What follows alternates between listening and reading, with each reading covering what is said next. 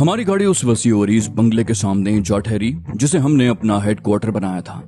गाड़ी रुकते ही बंगले का गेट खुद ब खुद खुल गया। हमें गालिबन सीसीटीवी के जरिए देख लिया गया था। लैंड क्रूजर जूं ही अंदर दाखिल हुई, गेट एक मर्तबा फिर बंद हो गया। इमारत के किसी दूर उफ्तादा गोशे से मुझे कुत्तों की गुर्राहटें सुनाई थी। बरामदे में 2 मुसल्ला गार्ड्स खड़े थे। पोर्च में गाड़ी रुकते ही वो मुखालिफ समतों से गाड़ी की तरफ बढ़े और दरवाजे खोलकर अदब से एक तरफ खड़े हो गए। मैं और ग्लोरिया गाड़ी से बाहर निकले तो ग्लोरिया सफदर को यह हिदायत देती हुई आगे बढ़ गई कि कैदी को ऑपरेशन थिएटर में पहुंचा दो। ऑपरेशन थिएटर असल में टॉर्चर सेल था। वहां ईजा रसानी के हर किस्म के आलात मौजूद थे। वहां इलेक्ट्रिक चेयर से लेकर मुख्तलिफ किस्म के इंजेक्शन भी मौजूद थे। वहां पहुंचकर तो गूंगे भी बोल उठते। कुछ लोग तो महज वहां का साजो सामान देख कर ही चौकड़ी भूल जाते। फर्डिनेंड हमारे इस्तकबाल के लिए बरामदे में निकल आया था। आगे बढ़कर वो वालिहाना अंदाज में मुझसे लिपट गया, फिर भर्राई हुई आवाज में बोला, वेलकम होम मिस्टर कामरान। फिर वो उसी अंदाज में तैमूर से मिला। भारत रवानगी से कबल ग्लोरिया उसे मोहम्मद अली सोसाइटी के इस बंगले का इंचार्ज बना गई थी। इसके साथ मकामी मामलात भी उसी के जिम्मे थे। इस दौरान में उसने किसी नए फितने को नहीं छेड़ा था, बल्कि अपनी महारत और सलाहियत से पूरे बंगले को कंप्यूटराइज्ड कर दिया था।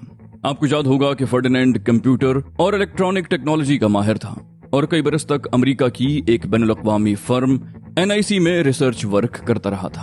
ये कंपनी मुख्तलिफ किस्म के ट्रांसमीटर, कैमरे और रिमोट कंट्रोल तैयार करने के हवाले से दुनिया भर में मारूफ है। वो बोला, मैंने इस दौरान में आप लोगों के लिए बहुत सी कारआमद चीजें बनाई हैं मिस्टर कामरान। आप जरा फ्रेश हो जाएं, फिर आपको एक एक चीज दिखाऊंगा। मैं वहां से सीधा अपने कमरे में पहुंच गया। मेरा कमरा जूं का तूं था, बस 14 इंच के टीवी का इजाफा हो गया था।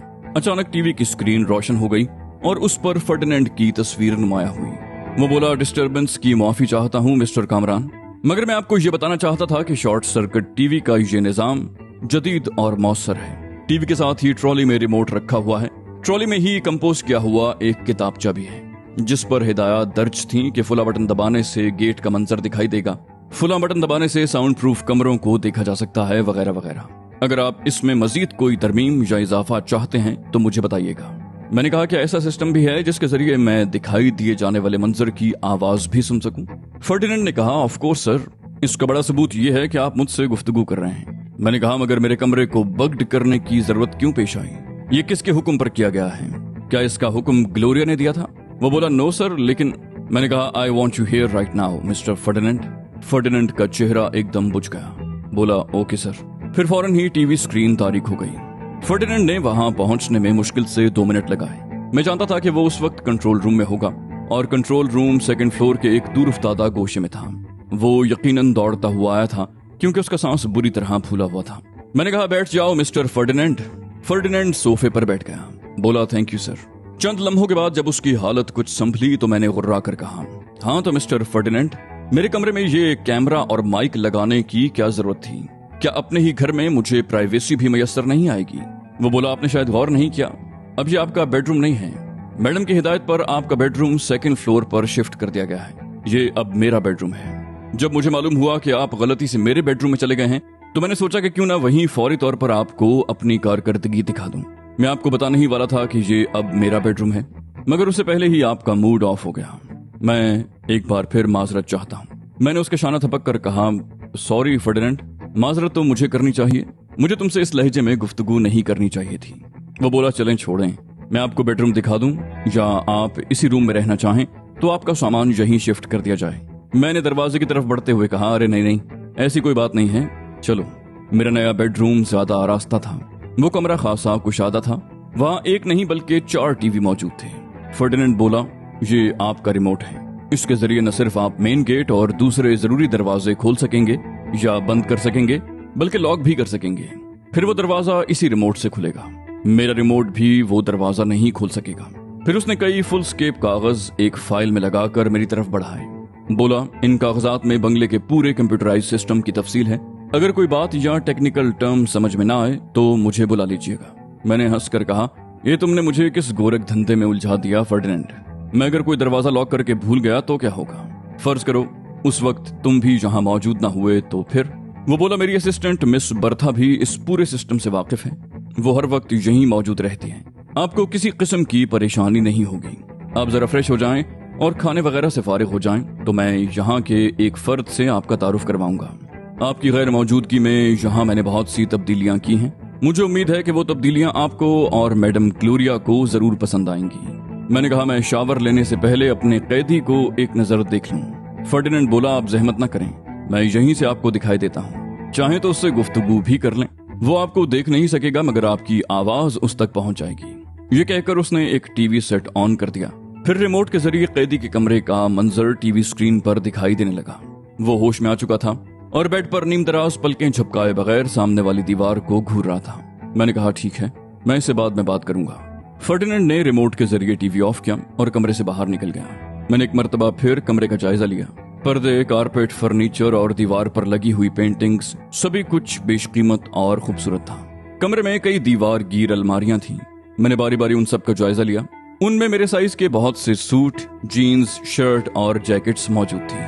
ایک الماری میں کپڑوں کے پیچھے سگ کا مہلک ترین ماؤزر, کلیشنکوف اور سگ ہی کی فولڈنگ رائفل کے علاوہ مختلف بورز کے کئی ریوالورز اور ان ہتھیاروں کے اچھے خاصے فاضل راؤنڈ بھی موجود تھے. میں نے اپنا پسندیدہ .38 کا کولٹ ریوالور, ایک فولڈنگ رائفل اور ان کے فاضل میگزین نکال کر الماری بند کر دی. انہی میں سے ایک الماری میں میرا وہ سوٹ کیس اور کانتا کا دیا ہوا جڑی بوٹیوں کا بیگ بھی تھا جو دلی کے ایئرپورٹ پر میں نے گلوریا کے حوالے کر دیا تھا. نہا دھو کر میں نے وارڈروب سے بہترین قسم کا شلوار سوٹ نکال کر پہنا تو مجھے وہ بہت آرام دہ لگا. عرصہ دراز کے بعد میں نے شلوار سوٹ پہنا تھا. وہ لباس یوں بھی مجھ پر بہت اچھا لگ رہا تھا یا پھر یہ میرا احساس تھا. ایک عرصے سے میری زندگی جینز, جیکٹ اور لانگ شوز میں گزر رہی تھی. درمیان میں کبھی کبھار میں نے انڈیا میں کرتا پاجامہ بھی پہنا تھا مگر مجھے وہ آرام محسوس نہیں ہوا تھا جو اس وقت محسوس ہو رہا تھا. بالوں کو ڈرائر سے خشک کرنے کے بعد میں چمڑے کی ہلکی پھلکی چپل پہن کر کمرے سے نکل آیا. کوریڈور میں مجھے ایک ملازم دکھائی دیا. وہ بھی میرے لیے اجنبی تھا مگر مجھے دیکھتے ہی وہ میری طرف لپکا اور بولا ڈائننگ روم میں سب لوگ آپ کا انتظار کر رہے ہیں. یہ کہہ کر وہ مؤدبانہ انداز میں مڑ گیا. میں اس کے پیچھے ڈائننگ روم میں پہنچا جو فرسٹ فلور پر تھا. وہاں گلوریا, تیمور اور فرڈیننڈ تینوں موجود تھے. وہ وسیع و عریض کمرہ ڈائننگ سے زیادہ کانفرنس روم لگ رہا تھا. گلوریا مجھے دیکھ کر چہکی, اوہو آج تو تم بھی اپنے قومی لباس میں ہو. میں نے ہنس کر کہا میں بھی, کیا مطلب, کوئی اور بھی ہے یہاں اس لباس میں.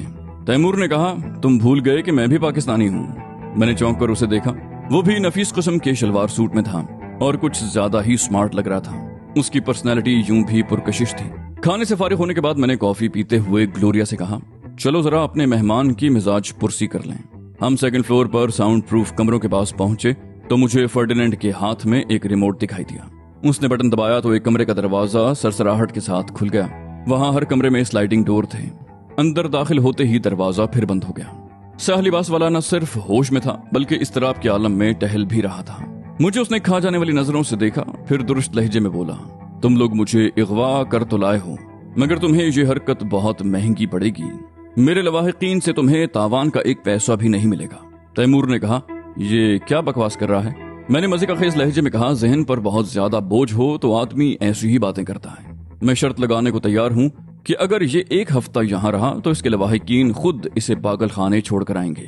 وہ بولا میں اس ملک کا ایک معزز شہری ہوں اور حکومت کو لاکھوں روپے سالانہ ٹیکس ادا کرتا ہوں. اگر تم لوگوں کو رقم کی ضرورت تھی تو ویسے ہی مانگ لیتے. اغوا اور تاوان کا بکھیڑا پھیلانے کی کیا ضرورت تھی. گلوریا نے ترس کھانے والے انداز میں کہا یہ تو ابھی سے پاگل ہو گیا. میں نے اسے مخاطب کیا کہا سنو مسٹر, تم کسی کورٹ یا تھانے میں نہیں بلکہ ہماری قید میں ہو, اس لیے اب انسانوں کی طرح بات کرو. وہ آنکھیں نکال کر بولا کیا مطلب ہے تمہارا, تم مجھے دھمکی دے رہے ہو. میں نے طنزیہ لہجے میں کہا میری کس بات کو آپ نے دھمکی سمجھ لیا. اس نے برا سا منہ بنا کر کہا تمہیں شاید اندازہ نہیں ہے کہ میری پشت پر کون ہے اور میں کس کا آدمی ہوں. میں نے کہا میں جانتا ہوں کہ تمہاری پشت پر امریکہ اور امریکہ کا صدر ہے یا تم ڈیوک آف ایڈنبرا ہو. میں ان لوگوں سے ذرا بھی متاثر نہیں ہوں, اس لیے سیدھی طرح میرے سوالوں کے جواب دو ورنہ تمہاری پشت پر کوہان بھی نکل سکتا ہے. اس نے بے نیازی کسی کیفیت میں کہا جتنا وقت ضائع کرو گے اپنا ہی نقصان کرو گے. اب تک میرے آدمیوں نے میری تلاش میں زمین آسمان ایک کر دیے ہوں گے. خیریت چاہتے ہو تو مجھے ابھی اور اسی وقت جانے دو ورنہ پچھتانے کا موقع بھی نہیں ملے گا. میں آہستہ آہستہ اس کی طرف بڑھا اور اچانک اس کے منہ پر اتنا زوردار تھپڑ رسید کیا کہ وہ لڑکھڑا گیا. تھپڑ اتنا شدید تھا کہ اس کے چہرے کی کھال ادھڑ گئی تھی. انگلیوں کے نشانات گویا نقش ہو کر رہ گئے تھے. میں نے کہا اب بھی اگر تم نے سیدھی طرح بات نہیں کی تو الٹا لٹکا دوں گا. اس کے بعد پوچھوں گا کہ تم کس کے آدمی ہو.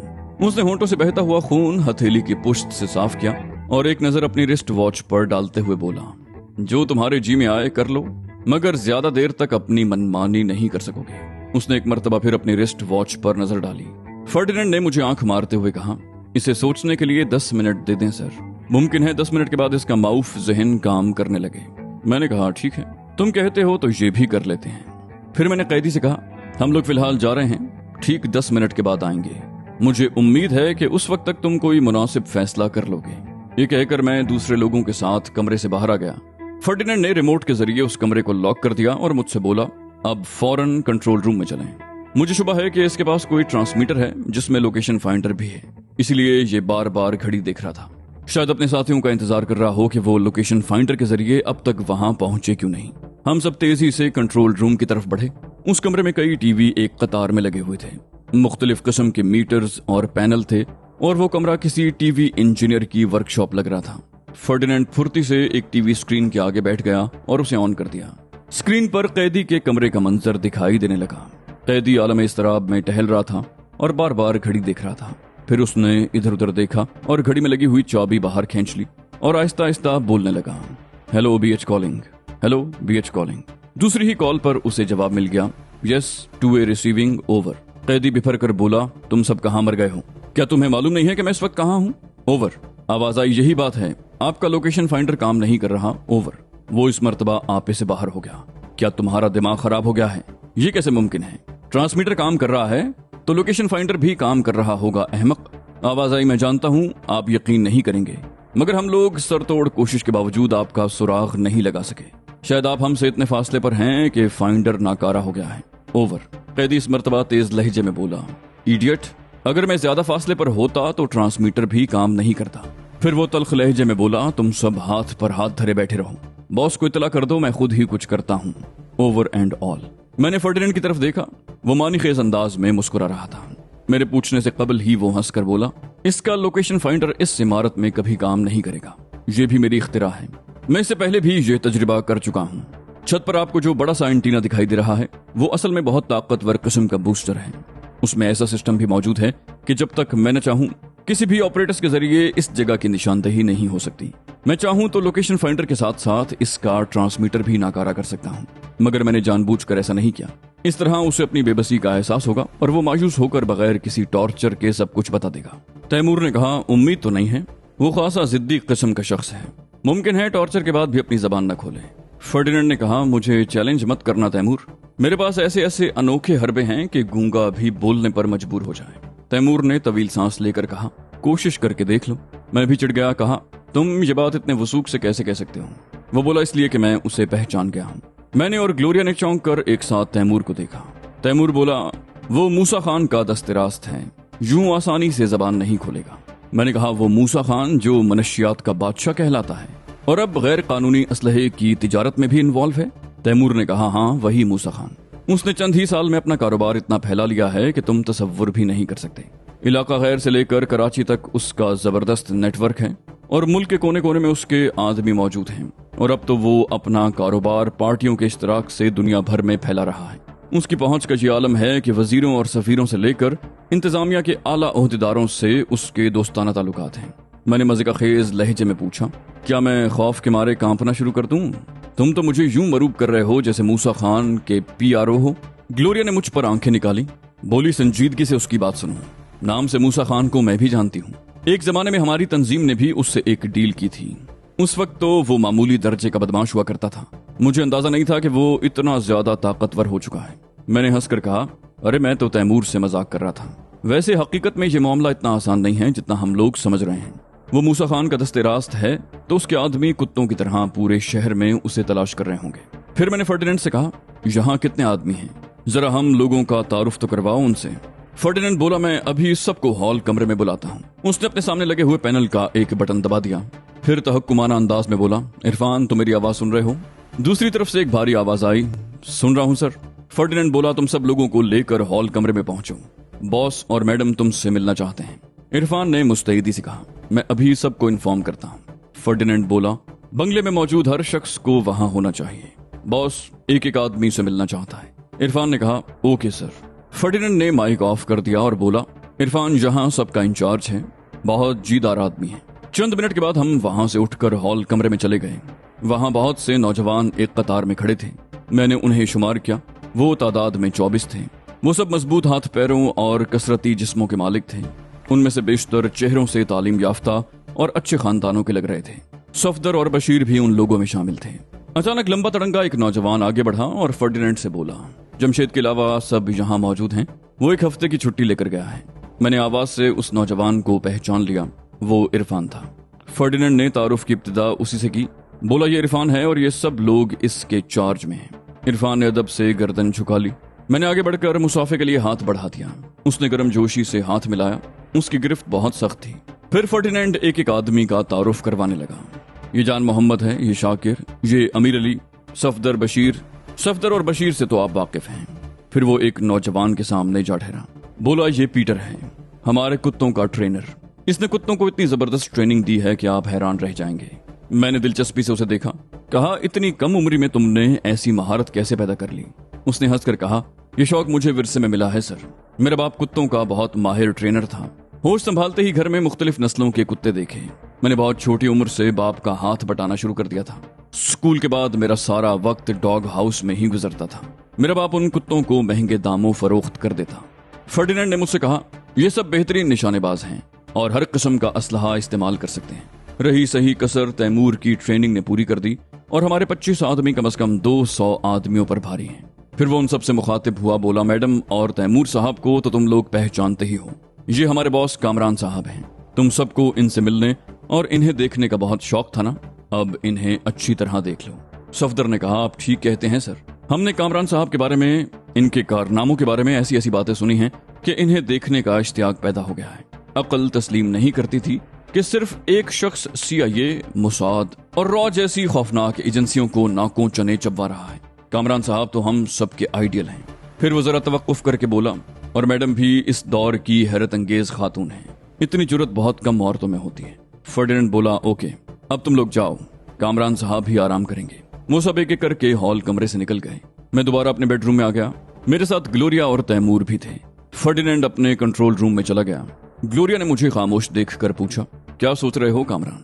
मैंने कहा, मैं सोच रहा हूँ कि यहाँ लोगों की इतनी बड़ी तादाद रखने की क्या जरूरत है। तुम जानते हो मैं ज्यादा भीड़ भाड़ पसंद नहीं करता। ग्लोरिया बोली, ज्यादा भीड़ भाड़ की तो मैं भी मुखालिफ हूँ। इससे लोग खामखा मुतवज्जे होते हैं। मगर फर्डिनेंड से एक हिमाकत हो ही गई है तो फौरी तौर पर उससे कुछ मत कहना। खामखा दिल बर्दाश्ता होगा। उसने तो अपने तौर पर यह काम हमारी भलाई के लिए किया है। इसे अभी यूं ही चलने दो, बाद में सोचेंगे। इस वक्त यूं भी हमें मैन पावर की जरूरत है। मैंने सर्द लहजे में कहा, मैन पावर? मैं कोई सिंडिकेट कायम नहीं कर रहा, ना मैं कोई कैसीनो कायम कर रहा हूँ। ग्लोरिया ने कहा, टेक इट इजी कामरान। मैं फौरी तौर पर हर शख्स को इस बिल्डिंग तक महदूद कर दूंगी। एक वक्त में 4 आदमियों से ज्यादा बाहर नहीं जाएंगे। इन्हें बैरों और मुलाजिमों के रूप में रहना होगा। कुछ लोग कुक के भेस में होंगे, कुछ माली होंगे, 2-3 ड्राइवर, 2-3 बैरे और 2-3 घरेलू मुलाजिम और बकिया चौकीदार। तैमूर ने कहा, गलती असल में मेरी है। मैंने ही फर्डिनेंड से कहा था कि हिफाजत के लिए कुछ लोगों को मुलाजिम रख लो। मुझे अंदाजा नहीं था कि वो एक फौज इकट्ठी कर लेगा। वैसे ग्लोरिया की तजवीज मुनासिब है। मैंने कहा, हाँ, फिलहाल तो हमें यही करना होगा। मगर मेरी एक बात जहन में रखना, जितने ज्यादा आदमी होंगे उतने ही खतरात भी होंगे। किसी के माथे पर नहीं लिखा कि वो गद्दार है। इनमें से कोई भी किसी भी वक्त बिक सकता है। ग्लोरिया ने कहा, तुम्हारी बात ठीक है, मगर अब तीर कमान से निकल चुका है। जितने लोग यहाँ हैं वो इस इमारत से और हमसे अच्छी तरह वाकिफ हो चुके हैं। हम इनमें से किसी को निकालने का खतरा भी मोल नहीं ले सकते। तैमूर ने कहा, इसका सिर्फ एक ही तरीका है। गो ये तुम्हारे मिजाज के खिलाफ है, मगर उसके बगैर कोई चारा भी नहीं। फिर वो मुझसे मुखातिब हुआ, तुम्हें इन सब के सामने सख्त गिर बल्कि जालिम बॉस बनना होगा। इनमें से किसी की जरा सी खता पर इबरतनाक सजा देना होगी और इन्हें ये बावर करवाना होगा कि यहाँ से वापसी का कोई रास्ता नहीं है सिवाय मौत के। मैंने ग्लोरिया की तरफ देखा तो उसने भी तायद में सर हिला दिया। आखिर मुझे भी यही फैसला करना पड़ा। इतने लोगों को कंट्रोल करने का और कोई तरीका भी नहीं था। इस किस्म के लोगों की अजीब नफ्सियात होती है। वो सिर्फ ताकत की जबान समझते हैं। मैंने उन्हें उसी जबान में मरूब और मुती करने का फैसला कर लिया। फर्डिनेंड से जो गलती हुई थी, बल्कि ब्लंडर हुआ था, उसे निभाना भी तो था।